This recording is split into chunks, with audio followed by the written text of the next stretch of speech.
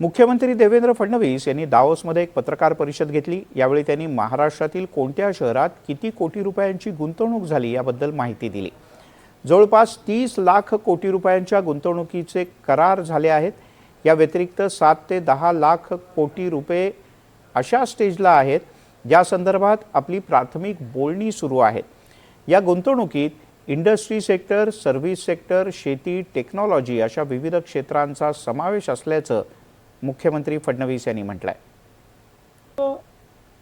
गुंतवणुकीचे करार जे आपण केले आहेत किंवा जे काही गुंतवणुकीच्या अनाउन्समेंट आपण केलेल्या आहेत त्या 30 लाख कोटी रुपयाच्या आहेत आणि याच्या व्यतिरिक्त 7 ते 10 लाख कोटी रुपये अजून अशा स्टेजला आहेत की ज्या संदर्भात आपली प्राथमिक बोलणी झालेली आहे।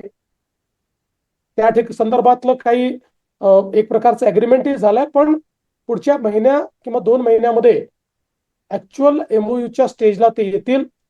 त्यामुळे एक अतिशय यशस्वी अशा पद्धतीची गुंतवणूक आपल्याला प्राप्त झालेली आहे। एकूण किती देशातनं गुंतवणूक आपल्याकडे येते आहे याचा जर हिशोब आपण लावला तर 18 देशातनं ही गुंतवणूक येते आहे, ज्याच्यामध्ये विशेषतः आपण जर विचार केला तर US, UK, Switzerland, Sweden, Singapore, Netherland, Japan, Italy, Germany, France, UAE, Denmark, Norway, Finland, Spain, Canada, Belgium, Austria अशा अनेक देशांपासनं ही येते, सिंगापूर अशा अनेक देशातनं UAE देखील आहे।